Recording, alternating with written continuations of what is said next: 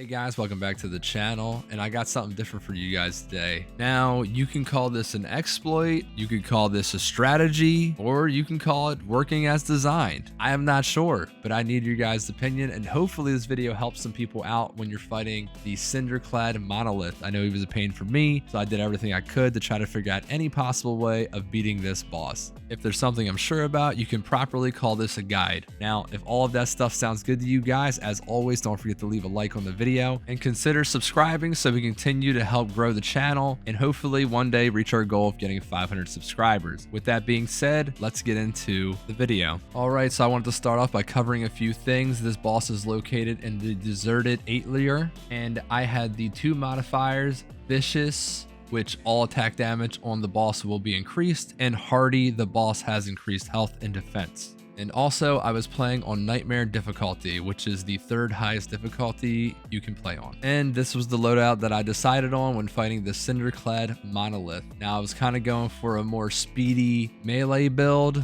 with some survivability, so I used Challenger for that revive after you go down, and I used Medic to kind of do a little bit of healing and whatnot. And there's also some lifesteal in there as well, which you'll see. And if you need to look at the full loadout, feel free to pause the video at any point. You can see what each item is called and what it does. Now, my loadout did not already start like this. I was using more of a bleed build, but obviously, you know, with stones, they don't bleed. So I'm not gonna really be doing any bleed damage to them, taking away at their health. So it was a lot of trial and error. I was shooting around, shooting them here, shooting them there, trying to figure out what damage numbers were going to give me the best results, trying to figure out the weak spots. You're seeing I'm getting a lot of yellow and white numbers. I get the occasional red because I'm hitting those weak spot numbers. But what if I could tell you that you're always going to hit a red damage number on this boss every single time without fail? Well, that's where this build comes into play. This is where this loadout is strong,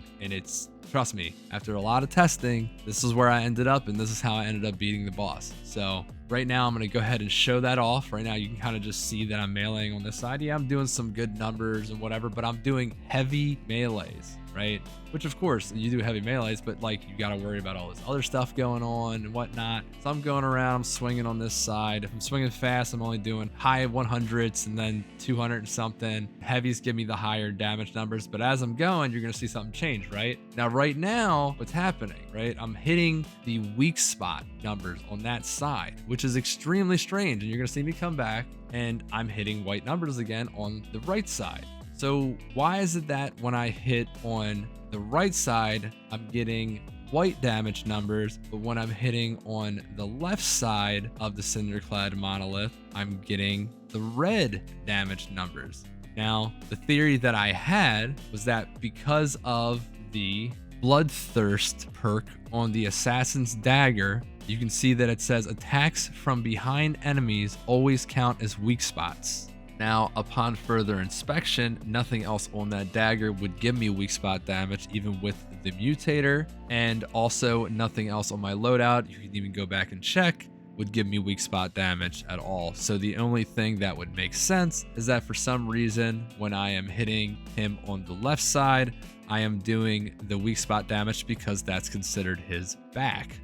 Now, there are two weak spot areas on the CINDERCLAD Monolith, and they go as followed. It is the 3 dark blue glowing gems that you'll see in the front of each of the 3 dividing sections of the monolith that you'll see in rotation. And finally, the crystal that glows in the very center of the monolith, as you see in these 2 screenshots right here and here. Now, with those weak spots in mind, I feel like it's fair to say that hitting anywhere other than those 2 spots would result in any white damage or yellow damage numbers. So there is no reason why I should be getting red numbers on that side of the CINDERCLAD Monolith. And the theory goes back to the fact that maybe the CINDERCLAD Monolith, that is its back area, and that's why I'm hitting those numbers. But it could also be that maybe I'm hitting a certain weak spot from inside with the blade. I'm not sure, but I would like some people to test it out and see if you hit it with a different melee weapon on the left side, will you get the same result? Right now, I'm just letting the rest of it play out so you guys can see me actually defeat him with the blade. Yeah, I did do a little bit of shooting, but most of it was the blade. And I'm sure there's faster methods out there in beating this boss, but